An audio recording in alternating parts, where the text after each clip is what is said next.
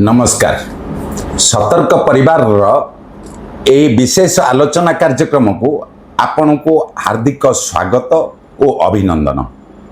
आज आमर आलोचना विषय होची एमएमडीआर संशोधन ओडिशार खनि राजस्व को क्षति ना नुआ सुजोग।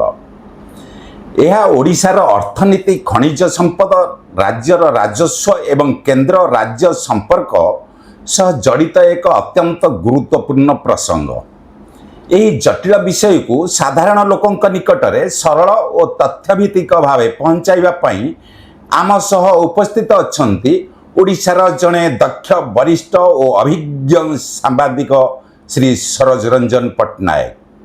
दीर्घ वर्ष धरी सांबादिकता क्षेत्र में रही से राज्यर राजनीति प्रशासन आर्थिक और जनस्वार्थ संपर्कित अनेक गुरुत्वपूर्ण घटना को निकटरू देखिछंती और विश्लेषण मध्य करिछंती। आज तांकर अभिज्ञता और विश्लेषण रु आमे जानिबा को चेष्टा करिबा एमएमडीआर संशोधन प्रकृत रे कोन, यह ओडिशार खनि राजस्व उपरे की प्रभाव पकाई पारे, ओडिशार खनिज संपद उपरे राज्य अधिकार केते एवं सबुठारु बड़ प्रश्न यही संशोधन ओडिशा पई आर्थिक सुजोग ना आगामी दिन रे एक बड़ चैलेंज। आमर सम्मान्य अतिथि सरोज बाबू को सतर्क परिवार पक्षरु हार्दिक शुभेच्छा और अभिनंदन। सर, एमएमडीआर अमेंडमेंट एक्ट 2026 मुख्य परिवर्तन गुड़िक कौन? देखु जितेबले से मैंने नुआ एक्ट गोटे करुँच तेणु एक्ट तो बर्तमान आमूलचूल बर्तमान किसी से घोषणा करना तेणु यहीटा संसद जिते पास कर आलोचना कर पास करिया कथा। मात्र एमाने जिते प्रस्ताव देइचंती बा सरकार केंद्र सरकार प्रस्ताव देइचंती आमर जेहेतु विरोधी दल रे कौनसी प्रकार सांसद ओडिशा रु प्रतिनिधित्व करूना लोकसभा रे, तेणु जेहेतु बीजेपी रु 20 जन सांसद अछंती से माने संसद रे खूब नीरवता सह किछि तापर आलोचना कले नाही। जहा कि गोटे एक्ट होउची मिनची सेतरे भलो किछि थिबो किछि मंद थिबो किछि बा हमर स्वार्थ पई बा हम राज्य पई आमे किछि जोड़िया कथा, किंतु कौन सी प्रकार आलोचना न होई जो प्रकार कार्यक्रम चली ताहा खूब निंदनीय। ता गणतांत्रिक पद्धति रे एटा गोटे विफलता बा विपथगामी बोली जनसाधारण रे कहिबाकू बा सुनिबाकू मिलुछि। ओडिशा भली खनिज संपद रे समृद्ध राज्य पई एई संशोधन लाभदायक ना क्षतिकारक? देखंतु आमे जहा भी हेले मध्य जेतेबेले आम पाखरे गोटे जिनिस अछि आमे ताकू हाथ छड़ा करिबा बा थरे अमेंडमेंट होई केंद्र सरकार हाथ को कला परे आउ आमे किछि करि परिबा नाही। आमको से निज शेष टिकस जहाँ दबा कथा रॉयल्टी हिसाब से देबे, मात्र से 5 टका देकी जे 500 टका न नेबे सेटा मध्य कहिहेबो नाही। कारण वर्तमान खनिर उपरे जे मन इच्छा जो प्रकार कार्यक्रम चली विभिन्न प्रकार कॉन्ट्रैक्टर बड़ बड़ कंपनी ताकू मन इच्छा आसिक लुट कर नेउचंती, किंतु कागज पत्र देखौचंती गोटे प्रकार नेलासिकी तार 7 गुण से नहीं पळौचंती, जोड़ा कि आम देश बा आम राज्य दिनकु दिन दरिद्र बा अर्थनीतिर असच्छलता को गति करिया पे जाउछि। विरोधी दल कहउचंती ओडिशा प्रतिवर्ष हजार हजार कोटी टंकार खनि राजस्व हराई पारे, एही दाबीर आधार कौन? देखंतु जेतेबेले आमर गत सरकार आमर नवीन पट्टनायक सरकार पराजय स्वीकार कले से समय से राजस्व बलका बा माइनिंग रु से 50,000 कोटी टंका ओडिशा सरकार पाइबा ओडिशा सरकार मध्य केंद्र सरकार रु पाइले। एमाने बर्तमान सरकारी दल एमाने कहउचंती जे आमे आसिला दिन रु 18,000 कोटी रु 25,000 कोटी आमे राजस्व मध्य केंद्र सरकार रु आनिछु। द्वितीय कथा, अन्य राज्य माने पैसा पाई सारला परे एपर्यंत ओडिशा सरकार जो रॉयल्टी पैसा पाइबा कथा वर्तमान पाई नाहांती। तेणु एमाने गोटे कथा कहउचंती विरोधी दल वाला गोटे कथा कहउचंती सरकारी दल गोटे कथा ताळमेळ किछि रहू नाही। विरोधी दल सरकारी दल जिते भल काम कले विरोधी दल निंदा करने कथा निंदा करुँच करिया कथा, किंतु मो मतरे गठनमूलक कार्य सरकार जो भल कर उत्साहित करूँ, जोटा खराब करुँच प्रतिहत करूँ बा प्रतिवाद करूँ। କିନ୍ତୁ ସବୁ କଥାରେ ଯଦି ଭଲଟାକୁ ପ୍ରତିବାଦ କରିବେ ଖରାପଟା ପ୍ରତିବାଦ କରିବେ ତାହେଲେ ଦେଶ ଚାଲିବ କେମିତି ବା ସରକାର ଇଏ ଆଗକୁ କ'ଣ ପଦକ୍ଷେପ ନେବେ ତାହା ମଧ୍ୟ କହି ହେଉନାହିଁ। ଆଜ୍ଞା, କେନ୍ଦ୍ର ସରକାର କହୁଛନ୍ତି ଯେ ଖଣି ରାଜସ୍ୱ ପ୍ରାୟ 90% ରାଜ୍ୟମାନଙ୍କ ପାଖକୁ ଯାଉଛି ଏବଂ ଏହା ଜାରି ରହିବ। ତେବେ ଓଡ଼ିଶାର ରାଜସ୍ୱ କମିବ ବୋଲି ବିରୋଧୀଙ୍କ ଆଶଙ୍କା କାହିଁକି?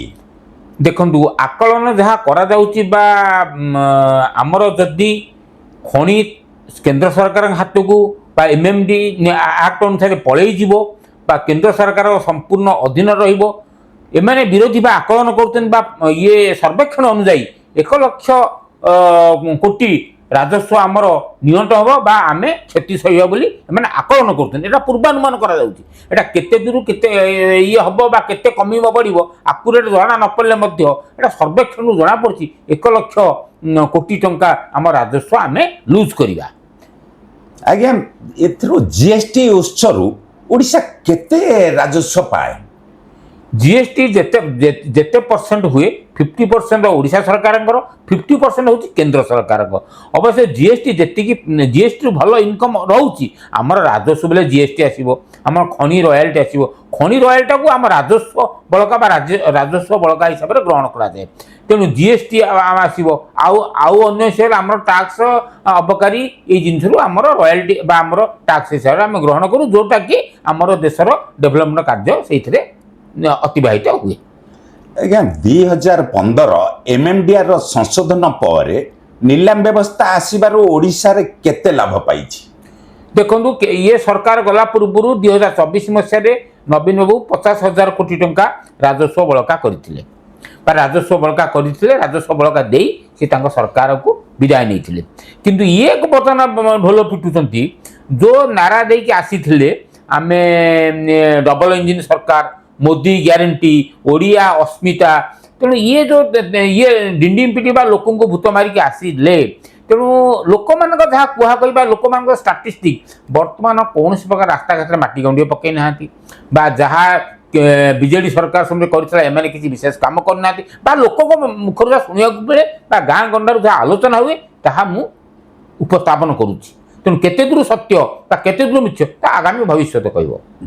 ଆଜ୍ଞା, କେନ୍ଦ୍ରର ତଥ୍ୟ ଅନୁସାରେ 2020-21ରୁ 2025-26 ମଧ୍ୟରେ ଓଡ଼ିଶାର 35ଟି କାର୍ଯ୍ୟକ୍ରମରୁ ପ୍ରାୟ 87,000 କୋଟି ମିଳିଛି। ନୂଆ ଆଇନ ଯଦି ରାଜ୍ୟଗୁଡ଼ିକରେ ଅତିରିକ୍ତ ମାଇନିଂ ଟ୍ୟାକ୍ସ କେସ୍ ଲଗାଇବ କ୍ଷମତାକୁ ସୀମିତ କରେ, ତେବେ ଓଡ଼ିଶାର ଆର୍ଥିକ ସ୍ୱାଧୀନତା ଉପରେ ଏହାର କି ପ୍ରଭାବ ପଡ଼ିବ?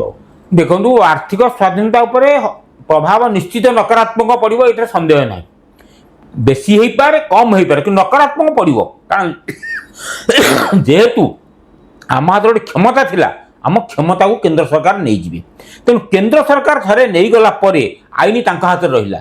ଯେତେବେଳେ ତାଙ୍କ ସୁବିଧା ଦୃଷ୍ଟିରୁ କାହାକୁ ଦେବେ, କ'ଣ କରିବେ, ନୂଆ ଆମେଣ୍ଡମେଣ୍ଟ କରିବେ, ତାଙ୍କ ହାତକୁ ଚାଲିଗଲା ପରେ ଆମ ସରକାରଙ୍କର ଆଉ କିଛି କର୍ତ୍ତୃତ୍ୱ ନଥିବ କିଛି କହିବା ପାଇଁ। ତେଣୁ ସେ ଯାହା ଦେବେ ତେଣୁ ଆମେ ଆଣିବା ପାଇଁ ବାଧ୍ୟ। ଦ୍ୱିତୀୟତଃ ଏମାନେ ଯାହା ଆମର ପ୍ରାପ୍ୟ ଠିକ୍ ରେଗୁଲାର ଏମାନେ ଦେଉନାହାନ୍ତି। ବର୍ତ୍ତମାନ ସୁଦ୍ଧା ହଜାର ହଜାର କୋଟି ଟଙ୍କାରେ ଇଏ ରାଜସ୍ୱ ଯେଉଁଟାକି ଆମର ପାଇବା କଥା ଖଣି କାମ ଏଇଟା କେନ୍ଦ୍ର ସରକାର ଭାବେ ରହିଛି। ଏପର୍ଯ୍ୟନ୍ତ ଓଡ଼ିଶା ସରକାରଙ୍କୁ ସେ ଦେଇନାହାନ୍ତି, ଯେଉଁଟାକି ଓଡ଼ିଶା ସରକାର ବହୁ ସମୟରେ ଆର୍ଥିକ ଅନାଟନର ସମ୍ମୁଖୀନ ହେଉଛନ୍ତି।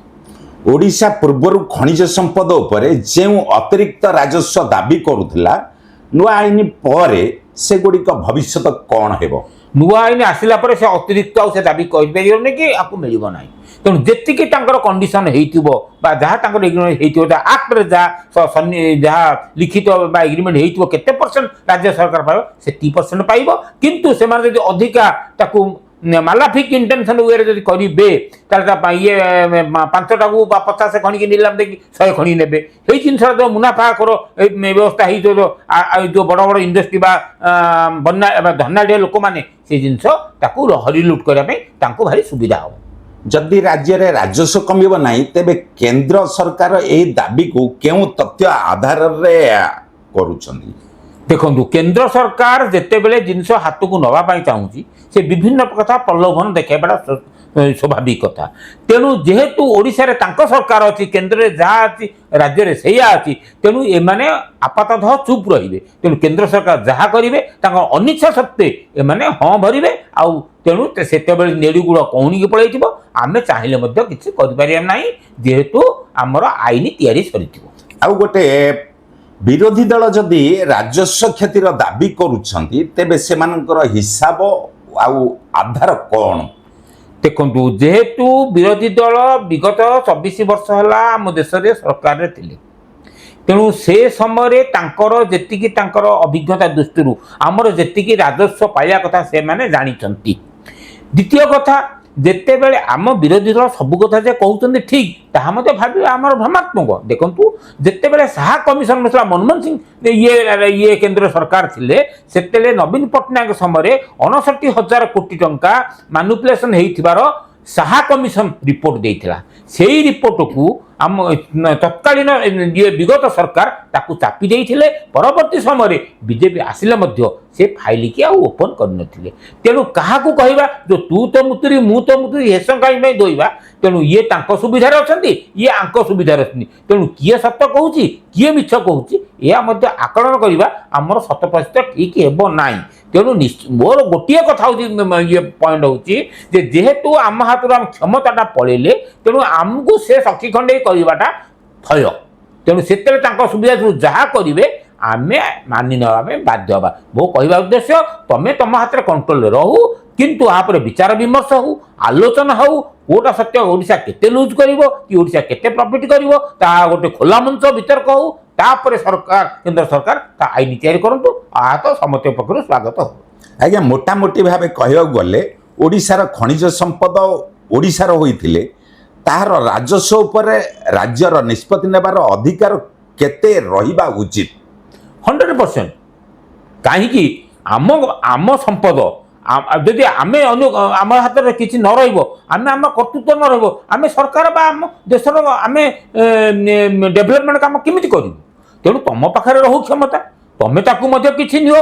ତେଣୁ ଯେହେତୁ ଫେଡେରାଲ ଡେମୋକ୍ରାସି, ଯେଉଁଟାକି ଫେଡେରାଲ ଡେମୋକ୍ରାସିରେ ସମସ୍ତଙ୍କର ଇକ୍ୱାଲ ରାଇଟ୍ ରହିବା ଦରକାର, ଇକ୍ୱାଲ ପାୱାର ରହିବା କଥା, ସହମତି ଭିତରେ କେନ୍ଦ୍ର ରାଜ୍ୟ ଚାଲିବା କଥା। ଯଦି କେନ୍ଦ୍ର ଏକଚାଟିଆ ମନୋବୃତ୍ତି ଉଦ୍ଦେଶ୍ୟ ନେଇ କାମ କରିବ, ତାହେଲେ ତ ରାଜ୍ୟମାନେ ବିପଥଗାମୀ ହେବେ। ରାଜ୍ୟମାନେ ସେ ତାଙ୍କର ଆର୍ଥିକ ଦୁର୍ବଳତା ଦେଇ ଗତି କରିବେ, ସଦାବେଳେ କେନ୍ଦ୍ର ପାଖରେ ହାତ ପତେଇବେ। ତେଣୁ ହାତ ପତେଇବା ଦ୍ୱାରା ଯୋଉଠି ଯଦି ଅପୋଜିଟ୍ ସରକାର ରହିଲା, ତାହେଲେ ସେଇ ରାଜ୍ୟ ନିଶ୍ଚୟ ଅନଗ୍ରସର ହୋଇବ, ଏଥିରେ ତିଳେ ମାତ୍ର ସନ୍ଦେହ ନାହିଁ।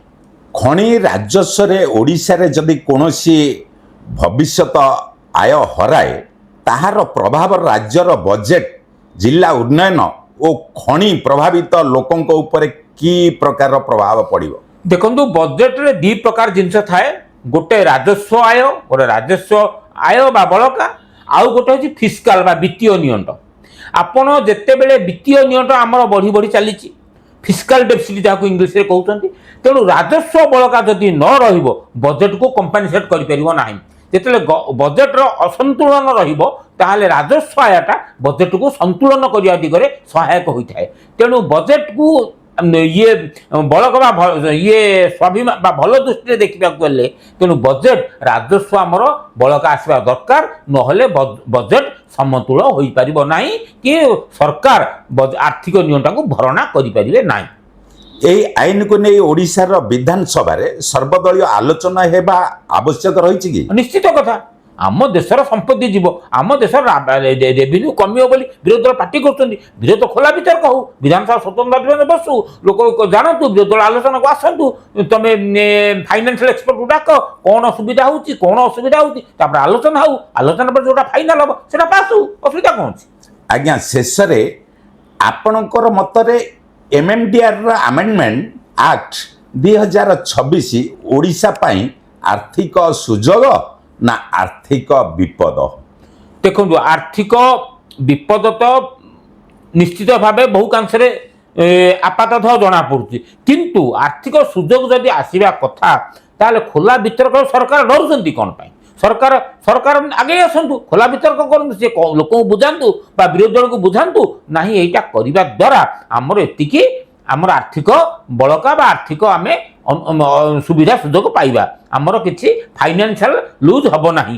ତେଣୁ ସେ ଯଦି ଡରୁଛନ୍ତି ମନ ଇଚ୍ଛା ଯେ କରୁଛନ୍ତି ମସୁଦା କରି କରୁଛନ୍ତି ତାହେଲେ ଏଇଥିରୁ ସ୍ପଷ୍ଟ ଜଣାପଡ଼ୁଛି ତାହେଲେ ଭିତରେ କିଛି ରହସ୍ୟ ରହୁଛି ବା ସରକାର ବା ବିରୋଧୀ ଦଳକୁ ଅନ୍ଧକାର ଭିତରେ ରଖି ସରକାର କାମ କରିବା ପାଇଁ ବୋଧେ ଆଗକୁ ମାଡ଼ି ଆସୁଛନ୍ତି। ଆଜ୍ଞା ଆଜ୍ଞା ଧନ୍ୟବାଦ।